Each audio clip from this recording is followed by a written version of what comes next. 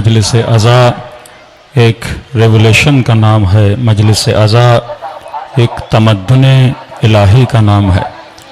امام حسین ایک ایسا معاشرہ جو گندگیوں میں پڑ چکا تھا، جو فسق و فجور میں پڑ چکا تھا، جس معاشرے کا مسلمان کنفیوز تھا حق و باطل کو پہچاننے میں، کہ جب امیر المؤمنین خلافت پر آتے ہیں تو اکابر امت یہ کہیں کہ ہم جب علی کی نماز کو دیکھ رہے ہیں ہمیں رسول خدا کی نماز یاد آ رہی ہے۔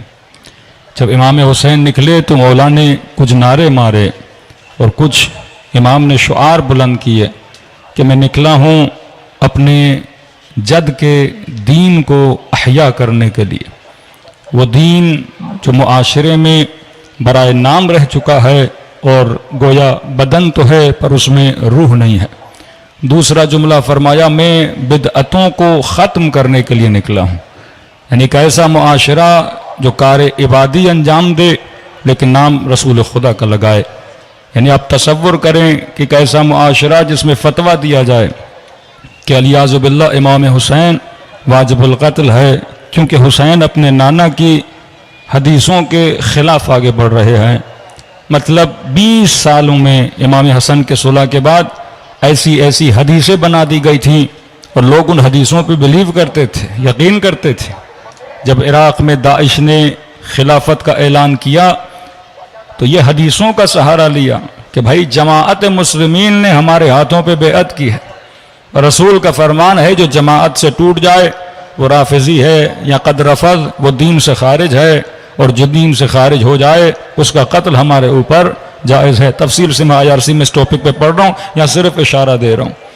یعنی ایسی سینکڑوں احادیث جو آج بھی صحیح مسلم صحیح بخاری میں موجود ہیں کہ کہا کہ وقت کے خلیفے کی مثال ایسے ہے، وقت کا خلیفہ گویا زمین خدا پر اللہ کا سایہ ہے، کہ کبھی ایسی بستی میں داخل نہ ہونا جہاں پہ کوئی حکومت نہیں ہے، کیونکہ اللہ کے خلیفے کی مثال ایسے ہوتی ہے جیسے زمین پہ کوئی نیزہ لگا ہوا ہو۔ اگر بیعت کر لے اور بیعت سے پیچھے ہٹ جائے تو فرمایا گلے کو کاٹ دینا، یہاں تک کہ وہ کوئی بھی ہو اس کا کوئی بھی مقام ہو۔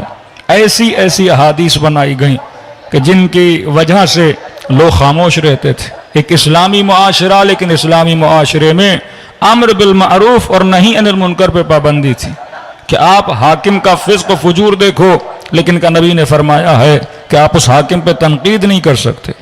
اگر وہ آپ کو آپ کے دین سے نکال بھی رہا ہے پھر بھی فرمایا کہ اگر آپ نکل بھی جاؤ تو گناہ آپ کے سر پر نہیں ہے، اللہ کو کہنا خدایا تو نے کہا تھا کہ حاکم کچھ بھی کرے اس کے خلاف کوئی اقدام انجام نہ دینا۔ تو ایک طرف یہ حدیثوں کی بھرمار، دوسری طرف قیام امام حسین، کہ امام حسین نے اپنے کردار سے یہ بتایا کہ یہ جو کچھ تمہیں بتا رہے ہیں یہ میرے نانا کی نہ سنت ہے، نہ میرے نانا کا فرمان ہے، نہ یہ دین خدا ہے۔ وہ خدا جو بندوں کو عدالت کا حکم دے، وہ خدا جو بندوں کو نیکی کا حکم دے، کیسے ممکن ہے وہ کسی ایسے حاکم کو برداشت کر دے تو اسی خدا کی شریعت کو کیا کرے، پامال کرے۔ تو پورے عالم اسلام میں ایک عقیدہ بن چکا تھا کہ حاکم کیسا بھی ہو ہم نے تلوار نہیں اٹھانی، کیونکہ آپ دیکھتے ہیں تیسری خلافت میں، چوتھی خلافت میں، جنگہائے امام حسن میں، اس کے بعد آپ کو قیام نظر نہیں آتا۔ 20 سال میں کوئی بندہ نہیں اٹھتا، کیونکہ 20 سال میں اتنی پروڈکشن کی گئی احادیث کی کہ مسلمانوں کا یہ عقیدہ بن چکا، پورے بلاد اسلامی کا عقیدہ بن چکا کہ حاکم کیسا بھی ہو، فاسق ہو، فاجر ہو، یعنی شرعاً گناہ ہے اس کے خلاف بات کرنا یا قیام کرنا۔ اب جب عوام نے بات کرنا چھوڑ دی تو فساد عام ہو گیا۔ اب یہ معاشرہ یزید کو ایکسیپٹ کرنے کے لیے تیار ہے۔ صرف اہل کوفہ میں تھوڑا شعور تھا جو یہ زبان پہ تو لاتے تھے لیکن وہ بھی تیار نہیں تھے کہ یزید کے خلاف تلوار اٹھائیں۔ تو امام حسین نے خروج کر کے یہ ساری احادیثوں کو کہ جو رسول خدا کی طرف نسبت دی جاتی تھی اپنے کردار سے بتایا کہ رسول نے کہا حسین منی وانا من الحسین، حسین مجھ سے ہے میں حسین سے ہوں۔ فرمایا اگر کبھی یہ پریشانی کا عالم آ جائے کہ واقعی حق کیا ہے باطل کیا ہے تو فرمایا حسین کو دیکھنا۔ کبھی کہا کہ یہ مت دیکھنا دنیا کہاں جا رہی ہے، یہ دیکھنا کہ علی بن ابی طالب کہاں جا رہے ہیں۔ تو آج شاید کوئی جوان کہے کہ مولانا اتنی ہزاروں احادیث ہیں ہمیں کیسے پتا چلے کہ کون سی حدیث صحیح ہے کون سی غلط ہے؟ ہم کہیں سے سرٹیفکیٹ تو نہیں لا سکتے نا، حدیث کی نسبت کبھی امیر المؤمنین سے کبھی کسی اکابر اصحاب سے، تو ہمیں کیسے پتا چلے؟ تو فرمایا फरमाया हदीसों को परखने का जो तुम्हें उसूल दे रहे हैं वो कुरान करीम दे रहे हैं। देखना अगर कोई हदीस कुरान की आयत और कुरान के नजरिए के टकराव में आ रही है तो फरमाया उसे अपनी जूते की नोक पे रखना या दीवार पे मार देना,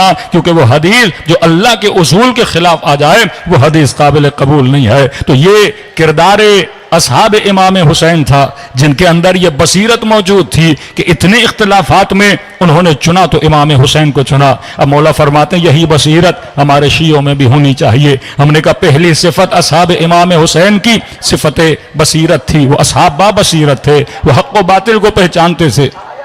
कि एक मौला का सहाबी है यजीद इब्न सुबैत, 10 बेटे थे इसके, 2 बेटों ने बाप का साथ दिया कि हम आएंगे इमाम हुसैन की मदद करेंगे। एक बेटा अब्दुल्ला, एक बेटा उबैदुल्ला। ज़ियारत नाहिया पढ़ेंगे उसमें इमाम ज़माना इस शहीद बुजुर्गवार को सलाम करते हैं कि अस्सलामु अला यजीद इब्न सुबैत व अला वलदैह अब्दुल्ला व उबैदुल्ला। शहीद बुरैर ये करबला का शहीद है। ये वो लोग हैं जो मक्के के रास्ते में इमाम हुसैन के साथ आकर मिले हैं। शब आशूर लश्कर इमाम में बैठे हैं, जिसने अपने बेटों को छोड़ा। अब 10 बेटे, 2 बेटे साथ देते हैं, दूसरे बेटे साथ नहीं देते। ये वो थे जो असहाब बाबसीरत थे, जिनको पता था हक क्या है बातिल क्या है। तो हमने कहा पहली सिफत असहाब इमाम हुसैन की सिफत बाबसीरत होना है कि इंसान जितना बसीर होगा वो फितनों से बचेगा। इंसान जितना कुरान के उसूलों को पढ़ेगा वो ऐसी गलत अहादीस से बच पाएगा और अपने ईमान को बचा पाएगा। तो ये फर्श अज़ा इमाम हुसैन हमें सही रास्ता दिखाने के लिए है। फरमाए मोमिन बाबसीर बन असहाब हुसैन की तरह। दूसरी सिफत जो हमने बताई वो था एक्सेप्टेंस ऑफ विलायत।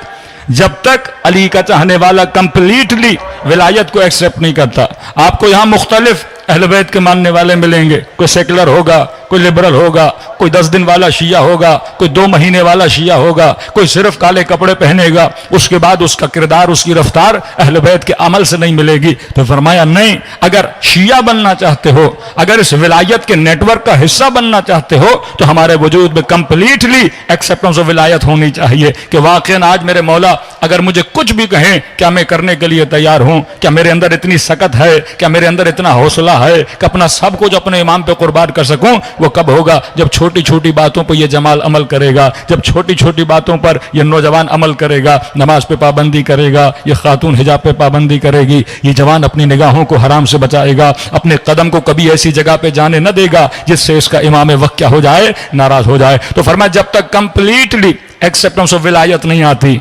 शुहदाए करबला पूरी रात इंतजार में हैं।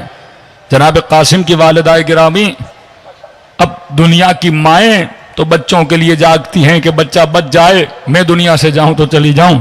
जब किसी अंग्रेज खातून ने करबला का वाकया पढ़ा कि मुझे समझ नहीं आता, माँ कभी नहीं चाहती कि बेटा मर जाए, लेकिन ये करबला की माँ बड़ी अजीब है, जिसे पता है कि जहां बेटे को भेज रही हूं वहां तीरो तबर है, वहां तलवार है, बदन टुकड़े टुकड़े हो जाएगा। लेकिन ये कैसी माँ है जो बेटे को करिए मेरे लाल कल मुझे शर्मिंदा न करना कि ये कहें कि इसने फलां का दूध पिया है, या माँ के दूध का असर है, कल ऐसे लड़ना जैसे तुम्हारा बाबा हसन लड़ा करता था। यानी माएँ तमन्ना कर रही हैं, जनाब रुबाब खेमे में बैठ के रो रही हैं कि मौला मेरा बेटा इतना छोटा है, तलवार नहीं उठा सकता, अकबर मैदान में जाएगा, कासिम मैदान में जाएगा, और मोहम्मद मैदान में जाएगा, लेकिन मेरा बेटा छोटा है। इमाम हुसैन हौसला दे रहे हैं, रुबाब कल मैं तुम्हारे असगर को अपने अकबर से आगे बढ़ा दूंगा। ये करबला में विलायत पजीरी है कि सब कुछ कुर्बान करने के लिए तैयार हैं।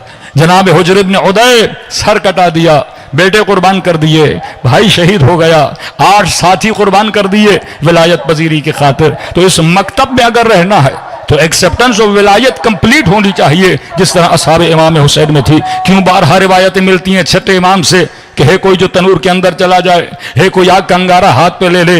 लोग बड़ी बड़ी बातें करते थे, लेकिन बात जब तनूर की आई सारे पीछे हट गए, बात जब जान देने की आई सारे पीछे हट गए।